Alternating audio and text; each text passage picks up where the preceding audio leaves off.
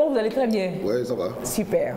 Allez, depuis, c'est jeudi, non? Depuis jeudi soir, le Togo a, je ne veux pas dire enfin, mais ça m'est sorti, un ministre de l'enseignement primaire et secondaire, parce que depuis le dernier gouvernement, on n'a plus de ministre des enseignements primaires et secondaires, c'est rattaché à la primature, parce que vraiment, vous les enseignants et les élèves là, vous fatiguez les gens, vous mâchez. Alors, on a un ministre depuis jeudi soir, et c'est l'ancien directeur général du groupe Togo, comme félicitations monsieur le ministre, mais là vraiment de gros défis vous attendent. Et comme nous on vous aime beaucoup, on a choisi ce matin de vous montrer un peu. De vous mettre la pression. Même pas. On a choisi ce matin. Même pas une semaine après votre nomination. Comment? C'est le soir, même si vous ne pouvez pas le voir le soir, là, même moi, vous l'aurez rappelé. Seulement de tout ce qui vous attend là, on va parler de 5 chantiers seulement. 5 petits chantiers de rien du tout. Mais voilà, c'est plus que la galaxie. 5 petits gros chantiers. C'est ce dont on va parler ce matin. Non, estimez-vous quand même aussi heureux que nous vous accompagnions comme ça avec des idées, etc. Vous voyez, non? On en parle tout de suite et ce sera avec Marcel Toy. Mais bon, comment d'ailleurs vous avez accueilli la nouvelle de ce personnage, cette personnalité à ce ministère? C'est votre ministère de prédilection? Oui, c'est vrai. Nous, au niveau des organisations de la société civile, la coalition nationale togolaise pour l'éducation pour tous, du réseau des parents d'élèves, des chercheurs, des enseignants, des élèves. Et du réseau des journalistes et communicateurs spécialisés en éducation, s'il vous plaît. Voilà. Vous savez qu'on attendait impatiemment, on s'interrogeait pourquoi il n'y avait pas un titulaire à ce poste. Et maintenant que le gouvernement a répondu aux attentes des acteurs de l'éducation, on s'est dit, wow, finalement, ce qu'on attendait est arrivé. Voilà. Et connaissant de toute façon le charisme et le parcours professionnel du nouveau titulaire, parce que venant quand même de la technologie, on en a beaucoup besoin dans le système. Il faut qu'il essaie la technologie à l'école. Voilà, on se dit vraiment c'est l'homme qu'il faut. Ok. Voilà. On va juste, je sais pas, donc faire un petit... genre on va juste faire un petit... oh là là, j'ai préparé le CV du monsieur. Oui, la biographie. Rapide, avant d'aller aux infos de Kali. Il faut dire que le nouveau ministre de l'enseignement primaire secondaire, qui s'appelle Afo Achadeji, il est né le 31 décembre. Bientôt l'anniversaire de monsieur le ministre. Voilà, pardon. 31 décembre? Oui, non. Non. Bon. On va faire anniversaire puis nomination. Monsieur le ministre. Non, mais sérieux. Et comment? 31 décembre nous invitons, il faut juste nous donner l'adresse. 31 décembre 1959, il est né à Cricri, au Togo. Cricri, c'est dans quelle région? Tiens, Cricri. Oh, c'est à Tchamba. C'est à Tchamba. Je ne crierai rien. Il est né à Cricri, il est de Tchamba. C'est un homme politique togolais. Il faut préciser qu'il est vice-président du Parti uni pour cette région-là. Donc, il a en charge la région centrale, vice-président uni région centrale. Directeur général du groupe Togo, comme donc jusqu'à très récemment, où il a été remplacé après la privatisation de cette boîte-là. Alors, après l'obtention de son bac G2 en 1981, la petite histoire de Achadeji Afo, il a eu son bac G2 au lycée technique d'Idegomé, alors que je n'étais même pas né. Il entre à l'ESTEG, c'était à l'époque à l'Université du Bénin, actuelle Université de Lomé. Il sortira avec une maîtrise en gestion en 1985 et il va poursuivre ses études de sciences et de gestion d'entreprise à l'Université Poitiers à Paris, où il s'en sort une année plus tard, précisément en 86, avec un DEA en SGE. SGE, c'est les sciences de gestion d'entreprise. Il revient au pays au début des années 90 et il a été 2 ans durant enseignant dans les universités publiques du Togo. Il est passionné de télécommunications et il sera admis en 92 au concours d'entrée à l'Institut national de télécommunications, ce qui l'obligera à quitter le Togo une fois encore en septembre 94. Il reviendra donc dès septembre 1994 pour occuper un poste à l'Office des postes et télécommunications du Togo. Ça veut dire qu'il est dans le domaine des télécommunications depuis les origines en 1994. Donc OPTT qui deviendra plus tard Togo Télécom. C'est le début donc d'une carrière vraiment florissante pour ce personnage qu'on connaît pour sa rigueur et son amour du travail bien fait et qui va imprimer aussi à ce ministère qui prend en 96 promotion déjà, hein, chef de recouvrement dans la société là. Il occupe ce poste jusqu'à 98. Il sera muté à Togo Cellulaire et il occupe le poste de directeur administratif là-bas et de directeur administratif, directeur administratif financier. Et puis on connaît la suite, il sera DG Togo Cellulaire depuis quelle année? Depuis 2004. Non, en 2004, il était directeur financier de Togo Cellulaire et puis après, il deviendra directeur général 4 ans plus tard, dès 2008. Il est déjà Togo Cellulaire jusqu'à très récemment. Voilà le parcours d'un homme pour vous dire un peu que ce n'est pas un etc. quoi, à qui on confie ce ministère stratégique. On vient de dire que le développement d'un pays repose foncièrement et concrètement sur l'éducation des jeunes, entre autres. Donc voilà, c'est juste pour vous mettre l'eau à la bouche, on revient tout de suite en parler. Avec Marcel Toye de ces 5 chantiers qui attendent le nouveau ministre. Et pour l'heure, c'est des 5 gros petits chantiers, 5 gigantesques petits chantiers qui l'attendent. Et les infos décalées, Daniel.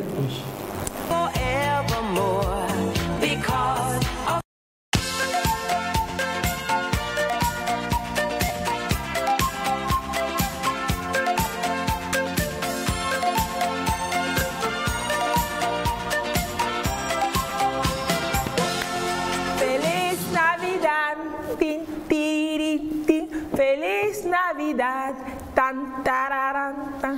Feliz Navidad, prospero año, felicidad. C'est ma langue de cœur, ça. J'ai fait espagnol à l'école, j'ai pas fait. J'ai fait yo hablo el castellano. Me llamo Liz Jamie. Te quiero. Je t'aime. Il n'y a que des mots stratégiques que vous connaissez en allemand, en espagnol. Alors, Marcel, vamos, allons-y. Marcel, de retour à vous. Donc, vous étiez où? C'est au journal que vous avez appris la nouvelle la fois dernière, c'est ça? Oui, c'est au journal. Et puis vous vous êtes dit, ah tiens, c'est bon ça. Oui. C'est bon, comme je l'ai dit, on attendait un titulaire à ce poste. Oui. Bon, maintenant, sachant que dans tout gouvernement, que ce soit les élections présidentielles ou les élections législatives, juste après, on doit renouveler le gouvernement. On se dit, est-ce que celui qui est nommé aura le temps, au cas où il n'est pas répondu, est-ce qu'il aura le temps vraiment d'engager des réformes de fond et d'apporter des réponses aux problèmes brûlants du système. Surtout que c'est quoi? C'est pour au plus 3 mois. 3 mois, il ne pourra que gérer les affaires courantes. Les affaires courantes. À moins qu'il soit reconduit à son poste. Voilà. Et il a quand même 3 mois pour faire ses preuves, pour est-ce qu'il sera reconduit. De toute façon, quel que soit le temps qu'on te donne, tu as le pouvoir. Oui, tu as le pouvoir, l'autorité. C'est le nouveau ministre, ça. Voilà, tu as le pouvoir et l'autorité de faire ce que tu dois faire et de prendre rapidement connaissance des dossiers les plus urgents et d'apporter des réponses. Et surtout, quand tu as l'aide du réseau des journalistes et communicateurs spécialisés en éducation qui te parle des 5 chantiers que tu ne peux pas ne pas connaître quand tu prends. Alors, tu me regardes bien. Monsieur le ministre, number 1. Pénurie intolérable d'inspecteurs 1 et 2 sur le terrain. Oui, le problème de la pénurie du personnel d'encadrement des inspecteurs, donc que ce soit pour le primaire ou le secondaire, est un problème très sérieux parce que il y a au moins 10 ans où on n'a plus lancé le concours pour recruter des inspecteurs. Les inspecteurs, ça sert à quoi? Les inspecteurs, ils sont d'abord le garant de la qualité de l'éducation. Et quand on dit garant de la qualité de l'éducation, c'est beaucoup plus à 2 niveaux. Le premier niveau, c'est le suivi pour s'assurer que les enseignants dispensent effectivement les cours selon les normes. Voilà, exact. Et la deuxième mission des inspecteurs, c'est de produire les documents pédagogiques. Vous avez pour vu accompagner les enseignants et les élèves. Oui, les enseignants et les élèves. Quand vous prenez par exemple le péri 1 et péri 2, c'est nos inspecteurs qui ont élaboré les manuels de lecture, de calcul, que ce soit du préscolaire et du primaire. Les nouveaux manuels dont on parle depuis Oui, oui, c'est nos inspecteurs qui... Selon nos réalités, donc. Oui, selon nos réalités. Les besoins et fonctions de la politique définis par l'autorité publique. Exact. Voilà. Donc, c'est principalement les deux missions des inspecteurs. Naturellement, la formation des enseignants, oui. Clair. Voilà, c'est eux qui forment aussi les enseignants. Non seulement ils les forment, mais ils font le suivi de terrain. C'est ça. Voilà. Donc, souvent, il me souvient, quand on était au cours primaire, il y avait l'inspecteur qui venait des fois rester dans la classe pour voir comment le maître, la maîtresse. Voilà, c'est ça. Et on le note, on évalue l'enseignant, on lui donne les conseils pour qu'il corrige les aspects qu'il n'a pas bien maîtrisés. Et vous dites que ces inspecteurs, il y a pénurie. Il y a pénurie. Quand je prends au niveau du primaire, par exemple, le fait que beaucoup sont partis à la retraite, qu'est-ce qu'on a fait? Ceux qui sont encore en poste, on a dû leur coller deux circoncisions pédagogiques. En plus? Oui. Alors que ceux qui avaient avant, peut-être qu'ils ne couvraient même pas encore. Très bien. Mais avec aussi le même budget. Vous voyez ce que ça fait? Ah, voilà. Alors, quand je vais aux inspecteurs du secondaire, collège et lycée. Dans les normes, il faut 18 inspecteurs par discipline. Ça, on les appelle les inspecteurs disciplinaires. Donc, un inspecteur de français, par exemple, a la mission de renforcer les capacités et de faire le suivi des professeurs de français. La même chose pour l'anglais, etc. Logiquement, il faut 18 par matière et logiquement, on doit avoir quoi? 144 inspecteurs. Normalement. Par matière? Non, dans toutes les matières. En gros, d'accord. Français, anglais, allemand, philo, histoire, géo, SVT, physique, mathématiques. Oui. À l'heure actuelle. On a combien? En français, on a 10 sur 18. Ça veut dire que 8 manquent. En anglais, on a 8 sur 18 au secondaire. Ça veut dire que 10 manquent également.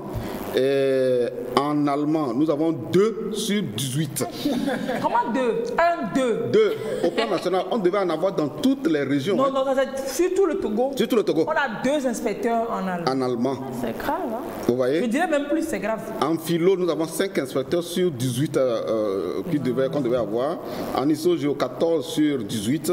En SVT, 12 sur 18. En physique-chimie, 9 sur 18. En mathématiques, 7 sur 18. C'est pour ça que vous allez voir dans les lycées même, on ne peut pas avoir plusieurs séries C dans les... C'est clair. Exact. Et donc nous avons au total 67 inspecteurs, 144. 67 sur 144. Sur 144. Maintenant, les départs à la retraite s'annoncent dans 2 ans. Sur ces 67 là, il y en a qui partent. Qui vont partir à la retraite. Entre 2020 et 2022, 8 vont partir. Entre 2022 et 2024, 10 partiront. Entre 2024 et 2026, 14 vont partir. Et entre 2026 et 2028, 4 vont partir. Donc d'ici la fin jusqu'à la fin du PND, jusqu'à la fin, les inspecteurs vont finir si on ne recrute pas. Très bien, si on ne recrute pas. Ça veut dire qu'ils ne sont pas tout jeunes là. Non, on n'a pas lancé le concours pour recruter. Depuis combien d'années? Depuis 10 ans. Plus de 10 ans. Plus de 10 ans. Et la conséquence, c'est quoi? C'est que le ministère est obligé de maintenir des inspecteurs qui sont admis à la retraite. On a maintenu des gens qui font déjà 5 ans pendant qu'ils sont à la retraite, même certains directeurs, vous voyez, pour sauver la situation. Alors, donc, vous qui êtes du domaine, pourquoi on n'embauche pas? Est-ce que c'est des profils particuliers qui peuvent devenir inspecteurs? C'est pas le problème. Non, le problème, c'est le gouvernement qui doit lancer le concours. On n'a pas lancé le concours. De recrutement d'inspecteurs. Nous, on ne peut pas savoir pourquoi ça n'a pas été fait. Nous, on peut pas savoir. Mais c'est quel profil? C'est des directeurs, des enseignants? Non, c'est des enseignants. C'est des enseignants. Oui, c'est des enseignants qui postulent. C'est des enseignants qui postulent. Ok. Qui postulent. Non, il faut maintenant que le ministre fasse quoi? Il faut qu'il lance le concours. Il faut qu'il plaide rapidement au niveau du gouvernement pour qu'on lance le concours de recrutement des inspecteurs et des conseillers pédagogiques. Les conseillers pédagogiques, c'est au niveau du primaire et les inspecteurs, c'est au niveau du primaire et du secondaire. Voilà. Super. C'est ça. Donc, premier chantier, voir pourquoi on a aujourd'hui 68, non? Oui, 60. Ça, c'est pour le secondaire. 67 sur 100. 67 inspecteurs sur 144 et que d'ici là, ça va finir en gros, voir c'est quoi le problème et voir si éventuellement vous pouvez travailler pour un concours pour embaucher les inspecteurs. Premier point, vous avez dit merci, non? Deuxième point. Alors, le deuxième sujet ou le deuxième défi vraiment brûlant pour nous, c'est quoi? C'est une sorte de suspension du processus de réforme des zéniths. Tu sais qu'on a arrêté le recrutement des enseignants dans les zéniths. Les zéniths, c'est les écoles normales des instituteurs. Parce que ça forme les enseignants pour le primaire, le préscolaire, le primaire. Alors, l'État a bien fait d'engager la réforme des zéniths pour revoir les modules de formation, à les adapter sous forme d'unité d'enseignement, comme à l'université. Oui. On n'a pas compris pourquoi le processus s'est arrêté quelque part. Depuis quand ça s'est arrêté? Eh bien, ça fait plus de 2 ans que ça s'est arrêté. Et donc, le processus a été enclenché, oui. Ça a poursuivi son cours jusqu'à un niveau et on n'a pas encore les livrables pour aller au bout du processus. Or, si on ne va pas au bout du processus, ce qui va arriver, c'est qu'on ne peut plus lancer le concours de recrutement. Alors que les enseignants, il y en a qui sont, il y a des invalides, il y a des décès, il y a des retraités, et donc le besoin, le fossé, chaque année, le besoin est là sur le terrain. Et surtout ça, que l'on veut recruter, qu'on veut former plus d'enseignants pour que les écoles privées puissent en bénéficier. Exact. Donc de personnel qualifié. Exact. Donc ça pose un problème. Exact. Voilà le deuxième problème brûlant. Ah donc voilà, deuxième point sur lequel il faut travailler, c'est-à-dire que pourquoi est-ce que le processus de réforme des zéniths s'est arrêté quelque part? Le processus s'est arrêté, etc. Parce que ce n'est pas un problème d'argent, hein. Ce n'est pas parce qu'il n'y a pas d'argent. Parce qu'il y a des bailleurs dedans. Ce n'est pas un problème d'argent qui a fait que c'est suspendu. Non. C'est un problème de vous ne savez pas. Voilà. Mais vous savez que ce n'est pas argent. Voilà. C'est un problème de vous ne savez pas. Voilà, c'est ça. Mais vous savez. Ouais. Ok, donc, monsieur le ministre, on veut comprendre, on veut que ce soit débloqué. Quand je dis on, c'est le monde de l'éducation globalement et puis la population qui attend de comprendre mieux. Voilà. Troisième point. Le troisième, vous savez que chaque année, l'État, dans le budget, alloue 15 000 francs pour les écoles préscolaires et primaires. L'État alloue 15 000 à chaque rentrée pour chaque classe. C'est-à-dire que quand vous allez dans un établissement, s'il y a du CP1 au CM2, ça fait 6 classes, n'est-ce pas? Oui. Chaque classe doit avoir 15 000. Donc le chef, faire quoi? Non, pour les besoins en matériel didactique. Pour l'année? Craie et tout. Non, c'est pas suffisant. Oui, c'est pas suffisant. Mais je vous dis que depuis la rentrée jusqu'à aujourd'hui. Quelle rentrée, la fois dernière là? Oui. Ils n'ont pas eu les 15 000. Ils n'ont pas eu les 15 000 et la FESEN, la Fédération des syndicats d'enseignants, est en train de préparer une grève. Non, on ne veut pas ça. Pardon. Monsieur le ministre, ce n'est pas sous vous qu'il va y avoir grève. Voilà, pardon. Actuellement, les enseignants confessionnels, eux, ils sont dedans. Depuis lundi, les enfants ils sont à la maison. Voilà. Oh non. Donc, la FESEN prépare grève pour les 15 000. Oui, pour les 15 000 qu'on devait donner aux établissements du primaire. Ils ont fait les démarches. Ils ont fait toutes les démarches. Quel est le problème?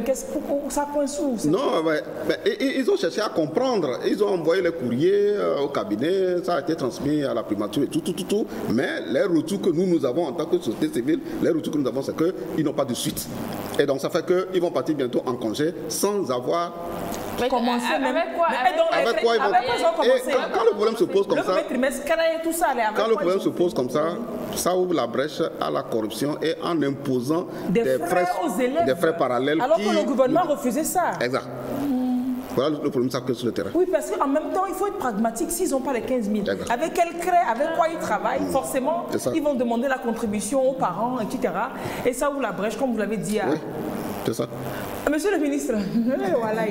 Votre samedi est chaud. Bon, il faut que vous nous invitiez le jour de votre anniversaire, on va mieux discuter. Voilà. Manger et discuter. Autour d'un plat. Moi-même, je suis. Autour d'un plat. Je peux même vous dire tout ça. Il faut laisser tous ces gens-là. Je dis avec Marcel et puis c'est bon. Non, mais sérieux. Donc, voir pourquoi est-ce que cette motivation des. Ce n'est même pas une motivation, c'est une dotation. C'est une dotation. Annuelle, voilà. C'est une dotation. Pourquoi les 15 000? Donc ça doit faire 90 000 par cycle. 90 000. Oui, c'est-à-dire c'est un au CM de 6 classes. Voilà, ça fait 90 000. Pourquoi les 90 000 par cycle? Depuis là, on n'a pas ça. Et que la FESEN prépare une grève. Voilà. Pardonnez, il faut les arrêter en même temps. Prochain point. Le quatrième, c'est le non-fonctionnement du comité de pilotage du plan sectoriel de l'éducation. C'est en 2010. On a fait le bouquin autour de ça, même on n'a pas laissé. PSE, non, le PSE. C'est dedans. Le PSE. Tu sais, quand le gouvernement a adopté en Conseil des ministres en 2010 le plan sectoriel de l'éducation, il était décidé qu'il y ait un comité de pilotage représenté par les 4 ministres sectoriels. Oui. Enseignement primaire, secondaire, enseignement technique, enseignement supérieur, alphabétisation. Oui. Ils doivent se retrouver de temps en temps pour orienter le travail que le secrétaire technique permanent doit faire. Et le secrétaire technique, il travaille, hein, il est là. Eux, ils font le travail. Et s'approprier les recommandations des revues sectorielles. Oui. Alors, dans les recommandations des revues sectorielles, il y a 2 niveaux. Le premier niveau, c'est des recommandations techniques qui relèvent des techniciens des départements. Là, il n'y a aucun problème. Mais il y a des recommandations qui relèvent du politique. Je prends un exemple. À la dernière revue sectorielle de l'année passée, en 2018, il a été décidé de plaider auprès du gouvernement pour que le Premier ministre introduise en Conseil des ministres une requête ou un plaidoyer pour que on puisse recruter des fonctionnaires au niveau du SINO. Le SINO, c'est le Centre national d'orientation scolaire et professionnelle, où il n'y a que des volontaires. Il n'y a que des volontaires. Vous voyez? Oui. Alors, donc, on veut des fonctionnaires payés par l'État. Pour faire ce travail d'orientation scolaire et professionnelle. Exact. Et donc, il n'y a personne pour porter le message. Il n'y a personne pour porter le message parce que le comité ne fonctionne pas. Ça, c'est la première conséquence. La deuxième conséquence du non-fonctionnement de ce comité de pilotage du plan sectoriel de l'éducation, c'est que les départements, les 4 départements, logiquement, ils doivent travailler de façon coordonnée, en synergie, n'est-ce pas? Maintenant, ils travaillent de façon cloisonnée. C'est une question transversale. Exact, de façon cloisonnée. L'enseignement supérieur qui fait par exemple des recherches, les recherches de l'enseignement supérieur ne sont pas utilisées par exemple par le primaire, par le MEPS, par l'enseignement technique pour corriger ce qui doit être corrigé et solliciter même l'expertise au sein de l'enseignement supérieur qui fait de la recherche-action pour aider les autres départements à pouvoir avancer. Vous voyez? Donc ce fonctionnement cloisonné, chacun travaille de façon indépendante et ne s'occupe même pas de l'autre. Mais non. Alors que quand on quitte la classe de CM2, on va en classe de 6e, on quitte la 3e pour le lycée. En fait, c'est une logique en fait. Exact. Il faut donc... C'est une logique qui doit se sortir. C'est clair. C'est dans l'ordre normal des choses. C'est ça. Et donc, tout ça, ça ne marche pas. Ce n'est pas bien huilé parce que ce comité dont vous parlez, parce que c'est l'instant décisionnel qui peut prendre des décisions politiques avec des implications soit... Et vous savez pourquoi ça ne marche pas? Est-ce que je peux savoir pourquoi ça ne marche pas? Les ministres ne sont jamais réunis pour démarrer ou faire le travail qui leur revient selon les dispositions du plan sectoriel de l'éducation. Je pense que ça peut aussi induire peut-être une lenteur dans la révision du PSE, entre autres. La révision du PSE, heureusement que c'est un travail technique. Et comme ils ont eu leurs ressources, eh bien, eux, ils ont fait le travail avec l'appui des partenaires. Et si tout va bien, le 6 janvier, le nouveau plan sectoriel de l'éducation qui prend en compte les 7 types de lutte, les nouveaux engagements, voilà, le genre, l'inclusion, etc. Eh bien, si tout va bien, le 6 janvier, on va avoir un nouveau plan sectoriel, un nouveau PSE. Super. Voilà. Prochaine, il y en a encore. Le tout dernier, c'est le déficit d'information et de communication. On parle de ça depuis longtemps. Hein. Depuis toujours, pour qu'il y ait communication dans un département, quel que soit, très bien, il faut 3 conditions. La première, il faut un spécialiste de communication. Ils en ont, la plupart ont quand même des spécialistes de communication. La deuxième condition, c'est d'avoir un plan de communication du département qui s'aligne au plan de communication du plan sectoriel de l'éducation. Et troisième, c'est une ligne budgétaire pour faire... Sans ligne budgétaire, on a beau avoir quelqu'un... Ils ont le plan, le spécialiste, mais les 2 autres conditions ne sont pas réunies. Ça fait qu'il y a déficit d'information. Donc les spécialistes, la coalition nationale, nous avons fait tout récemment une tournée régionale. On est allé à Soutoubois, à Kara, à Dapaon, à Palimé, à Tapamé, Thévié, Lomé. Je vous dis, quand nous avons porté les avancées du système, nous avons informé les gens sur tout le travail, l'effort que le gouvernement... on ne savait pas. Oui, tout l'effort que le gouvernement est en train de faire par rapport à l'accès, par rapport à la qualité, etc. Et partout où on est passé, Mais les gens se disent, mais pourquoi on ne communique pas, pourquoi on ne nous informe pas? Et ça fait que les gens tiennent des propos de profanes amateurs. Comme s'il y avait rien. Dans le domaine. Vous voyez, eux-mêmes, ils se font du tort, du tort en ne communiquant pas. C'est clair. C'est la coalition qui sauve la situation. Oui, et le réseau qui sauve la situation. Le réseau surtout. Et la télévision togolaise à travers le BALA, à travers le débat éducation, à travers le carnet scolaire, etc. Vous voyez, voilà les 5 priorités. En principe, si le ministre a du temps, je crois qu'il doit rapidement s'approprier ces 5 dossiers brûlants et pouvoir enclencher et débloquer là où les choses sont bloquées. Et pour marquer son passage, quand même, parce que l'essentiel n'est pas d'être ministre. Hein. L'essentiel, c'est de dire c'est sous lui que c'est lui qui a. Et puis je pense que tous les ministres qui viennent à leur département, ils ont cette préoccupation de marquer leur passage, de dire sous ma direction.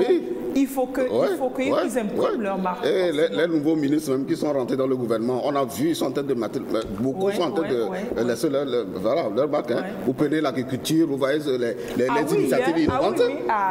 Vous prenez la culture même, vous prenez le ministre de la communication. Vous voyez, vraiment, voilà, un ministre, c'est pour régler les problèmes stratégiques. Tout ce qui est lié aux questions opérationnelles, c'est les inspecteurs, les directeurs régionaux qui vont régler ça. Ce n'est pas l'affaire du ministre. Lui, il veille à ce que ce qui est décidé soit effectivement appliqué. Et donc, il veille à ce que de bonnes décisions soient prises aussi en haut. Très bien, pour que, voilà, que ça se décline. L'essentiel est que ce soit pris en haut. Oui, parce que si ce n'est pas pris en haut, les collaborateurs auront peur de voilà, c'est clair. Voilà. Leur action est légale, donc forcément, il faut que ce soit... Si peut-être, bon, on voulait se limiter aux 5, tu l'avais dit, ben, si vous voulez, un tout dernier. Le tout dernier, c'est quoi? Vous savez qu'avec les élections législatives, l'État logiquement doit conférer 9 compétences en matière d'éducation aux collectivités locales, aux mairies. Et donc, quand vous prenez les 9, il faut un courrier du ministère pour aller à toutes les communes pour leur dire voilà ce que je vous t'en fais en matière d'éducation. Les compétences en matière d'éducation. Les 9 compétences. Nous sommes allés, la coalition est allée former et informer 70 conseillers municipaux de Kara 1, 2, 3, 4 le 15 novembre dernier. Sur leurs compétences en matière. Oui, sur les 9 compétences en matière. Parce que avec la décentralisation, on leur a conféré au moins 4 domaines. Il y a l'éducation, les infrastructures, la santé et la santé et l'environnement. L'environnement, la salubrité, tout ça, l'environnement. Nous avons pris le volet éducation pour leur dire voilà dans le domaine de l'éducation de façon universelle, voilà les 9 compétences qu'un État qui s'engage dans la décentralisation confère aux collectivités locales. Quand vous prenez par exemple la toute première compétence, c'est la construction scolaire. Désormais, ce n'est plus les DRE qui vont construire les bâtiments scolaires. C'est la collectivité. C'est la collectivité. Pourquoi? Parce que l'argent, les ressources seront transférées aux mairies pour les constructions. Mais pour les construire au niveau du primaire et du secondaire seulement. Oui, primaire et secondaire. Donc c'est primaire et collège. Est-ce qu'il y a lycée dedans, je crois? Il doit y avoir lycée parce que le schéma de la décentralisation du Togo n'est pas similaire à celui de la France où c'est les préfectures qui gèrent les lycées. Alors ici, les préfectures ne gèrent pas cette affaire. Et donc, logiquement, c'est les mairies qui doivent gérer les lycées aussi. Mais en termes de construction scolaire, le travail que les services déconcentrés, les inspecteurs, les DRE font d'habitude, eux, ils continuent le travail parce que les mairies doivent s'appuyer sur les services techniques déconcentrés pour pouvoir faire avancer le système. Donc, on les décharge d'un certain nombre de dossiers. Voilà. Mais tout ce qui relève des ressources financières à gérer en termes de construction scolaire et en termes même de recrutement des enseignants volontaires. Voilà, parce qu'il y en a dans le système, l'État est en train de faire l'effort de les éteindre, mais à partir du moment où ils existent encore sur le terrain, eh bien... C'est de la compétence. C'est de la compétence parce que c'est les levées des fonds locaux qui permettent de payer les volontaires là. De payer des volontaires. Et donc, leur recrutement aussi, le dispositif va changer. C'est-à-dire qu'avant, les gens prennent leurs cousins, etc. pour dire, bon, viens, enseignant volontaire. Désormais, c'est le conseil municipal et le conseil municipal qui va respecter la procédure de recrutement. Quand on veut recruter un personnel dans un service, vous avez vu, on lance un appel, vous payez les candidatures, on étudie tout jusqu'à une certaine commission. C'est pas le cousin du directeur. Voilà, c'est une commission. Vous voyez, par exemple, ça c'est une des compétences. Je pense qu'on devra vous réinviter ici pour que vous précisiez. Les directeurs réagissent beaucoup. Quand on parle d'éducation, vous remercie. Donc il y a quelqu'un qui dit, juste pour vous remercier du sujet, ça en vaut la peine. Je t'invite de voir même être nommé ministre de votre... Faut pas pas Car il a du domaine et il connaît. Non, c'est pas il n'y a pas de gâté. Non, mais Marcel est sur la voie d'être ministre de l'Éducation. Bon, pour le moment, on va le nouveau conseil. Non, mais c'est clair. Non, sérieux. On n'a qu'à être sérieux. Non, Marcel Toyi, dans ce Togo, s'il n'est pas, moi, je suis ma présidente du Togo, forcément, il sera. Mais il le sera avant ma présidente du Togo. Non, mais il ferait super bien un trop bon conseiller en communication à un ministre qui a en charge l'éducation.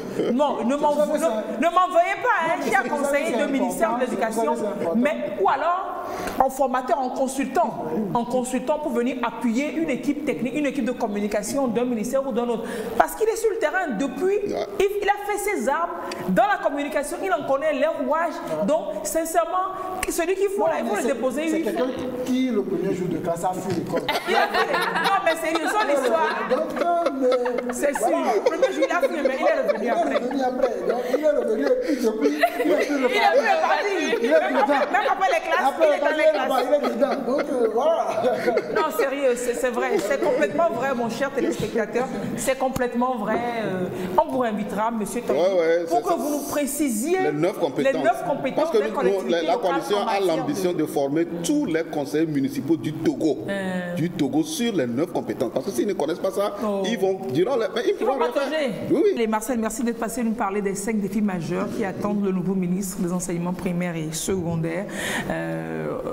Dans la rediffusion de mardi, c'est clair que vous aurez cette rubrique, ce message dans la compilation qui vous sera proposée mardi prochain, après le journal de la nuit. Donc, si vous n'avez pas tout suivi, voilà, si monsieur le ministre, entre-temps, vous dit que le balade parlait de vous là, mardi.